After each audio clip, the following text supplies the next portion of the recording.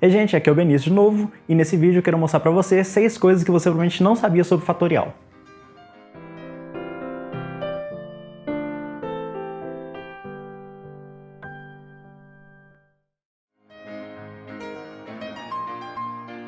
Primeira delas, a origem do nome. Até o século XVIII, as pessoas representavam o fatorial como sendo simplesmente um produtório do k indo de 1 até n de k. Isso representa n fatorial. Mas quando as contas começaram a se desenvolver, esse fatorial estava surgindo bastante, então as pessoas queriam usar um símbolo mais prático para isso. Um matemático chamado Cramp resolveu usar a exclamação, já que a gente já está habituado, e o nome de difficulty. Esse nome, inclusive, é utilizado até hoje em países de língua germânica. Uma década depois, um aluno dele, o Arbogast, resolveu chamar de Factorial. Ele era francês, inclusive. E o próprio Cramp disse que esse daí era um nome mais adequado e pegou esse nome justamente porque ele representava muito bem a ideia de produto de vários fatores. Mas a parte interessante da história é que no século passado, vários matemáticos começaram a adotar um nome um pouco exótico para fatorial, que era a palavra Shrek. Shrek com um i ali no meio, tá? Não era exatamente Shrek como no filme, não. Mas seria bem legal, né, se hoje em dia a gente chamasse fatorial simplesmente de Shrek. Acho que...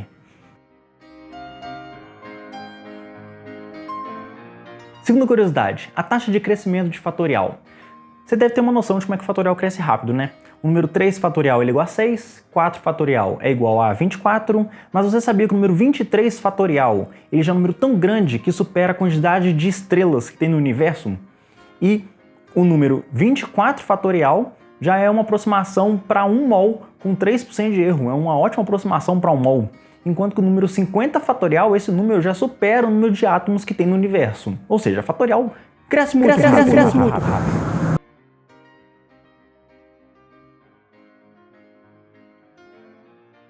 Terceira curiosidade, 10 fatorial segundos é exatamente igual a 6 semanas. A gente sabe que 10 fatorial é 10 vezes 9, vezes 8, vezes 7, vezes 6, vezes 5, vezes 4, vezes 6, vezes 2, vezes 1, né? Se a gente agrupar aquele 10 com aquele 6, a gente obtém ali um 60.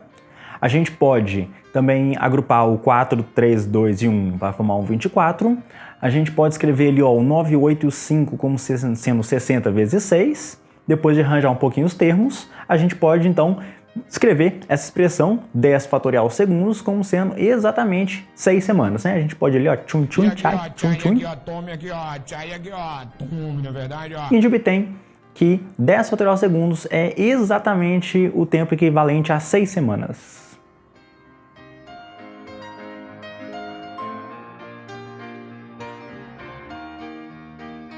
Quarta curiosidade, 0 fatorial é igual a 1. Aqui talvez você saiba disso, não seja uma curiosidade. A maior parte das pessoas explicam esse fato da seguinte forma. Se você observar, 4 fatorial dividido por 4 é igual a 3 fatorial, né? 24 dividido por 4 dá 6, que é 3 fatorial. 3 fatorial dividido por 3 é igual a 2, que é 2 fatorial. 2 fatorial dividido por 2 é igual a 1 fatorial. Então, seguindo essa lógica, seguindo esse padrão, o que seria 1 fatorial dividido por 1? Essa conta, seguindo esse padrão aí, daria 0 fatorial. Mas essa explicação ela não está correta, pelo menos na sua essência. A maneira mais correta de explicar 0 fatorial é definindo que para os números naturais, 0 fatorial vai ser igual a 1, beleza? Uma explicação talvez um pouco mais sensata para esse fato é lembrar que lá no comecinho eu comentei que fatorial o povo escrevia como sendo o produtório do k indo de 1 até n. Poxa, mas se o n é 0, como é que a gente faria essa conta? Não daria pra gente fazer isso. Então a gente vai estar definindo que 0 fatorial é igual a 1. Esse igual com 2 pontinhos atrás significa definição, tá? A gente vai estar definindo dessa forma. Mas, se você achar que isso ainda não é muito convincente, a gente pode fazer uma extensão do fatorial, né? Eu não sei se vocês já viram isso, mas a gente pode escrever n fatorial como sendo a integral de 0 até infinito de x elevado a n sobre e elevado a x dx. Essa conta dá exatamente n fatorial para todo o n inteiro, tá? Não é nem para natural, para todo o n inteiro. Lógico que a gente vai ter uns pontos de descontinuidade aí nos negativos, nos inteiros negativos, mas é legal que essa expressão, inclusive, ela vale para números fracionários ou até mesmo números complexos. Ou seja, se você tomar essa definição aí como fatorial, você pode colocar o n igual a 0 e resolver essa integralzinha bem simplesinha. Uma integralzinha do cálculo 1, calculando ela, você vai encontrar que essa resposta é 1. Ou seja, 0 fatorial dá 1 também por essa extensão analítica do fatorial. Outro comentário legal é que se você colocar o n igual a meio, alguns diriam que isso seria meio fatorial, e essa conta, se você fizer ela, vai dar a raiz quadrada de π sobre 2. Isso aqui na verdade não está muito certo não, né? Até porque a exclamação fatorial a gente define só para números naturais. Mas se você considerar a representação do fatorial como uma integral, você pode colocar ali o meio, e você vai encontrar que meio fatorial seria a raiz quadrada de π dividido por 2. Olha que doideira. Quinta curiosidade. N fatorial tem n algarismos. Você consegue imaginar qual número que, se você fizer o fatorial, vai resultar num número que tem exatamente esse número de algarismos? Fez sentido o que eu falei? Fez sentido, não fez? Um óbvio é 1 fatorial, né? 1 fatorial dá 1, e 1 tem 1 algarismo.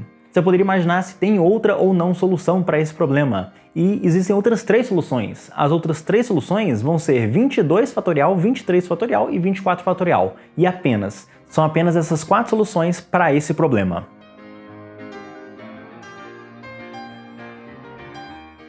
Sexta e última curiosidade, a fórmula de Stirling. A fórmula de Stirling surgiu primeiro pelos trabalhos do de Moivre, que era um matemático do século XVII, que é o mesmo dos números complexos, das leis de de Moivre, se você já viu essa parte aí da matemática. Mas a fórmula dele estava incompleta, faltava uma constante, que só foi provada depois pelo James Stirling, que é um matemático escocês do século seguinte, do século XVIII. O que a fórmula de Stirling diz é que n fatorial cresce assintoticamente com a raiz quadrada de 2πn, que multiplica n sobre e elevado a n, em que esse tiozinho aí, ó, representa que a razão dos dois tende para 1 quando n vai para o infinito, tá? Mas a gente pode escrever como sendo uma aproximação também. A gente pode dizer que n fatorial é aproximadamente igual à raiz quadrada de 2πn, que multiplica n sobre e elevado a n. E essa fórmula é uma fórmula bem doida, né? Como é que π e o número de Euler parece uma aproximação para o fatorial de um número? Por exemplo, se você colocar nessa fórmula o n igual a 3 e fizer essa conta, você vai encontrar que uma aproximação para 3 fatorial é 5,84. E assim, eu sei que é uma bobagem a gente aproximar 3 fatorial com essa fórmula, mas para algumas expressões, para alguns cálculos, quando a gente quer saber quem que cresce mais rápido do que outra expressão, essa fórmula de Stirling ela pode ser muito útil. E de bônus, uma pequena curiosidade, nessa expressão, poxa, você poderia levar o quadrado dos dois lados e isolar o π nessa expressão, e você vai encontrar aí uma aproximação para π em relação a n. Quanto maior o valor do n, mais próximo você encontraria o valor de π. Por exemplo, se a gente colocar o n igual a 2 e fizer essa conta, você vai encontrar que π é aproximadamente e elevado a 4 sobre 16. E essa conta fica 3,412. Que não é exatamente uma boa aproximação para π, né? Nunca disse que fosse uma boa aproximação para π. De toda forma, espero que vocês tenham gostado desse vídeo e até a próxima.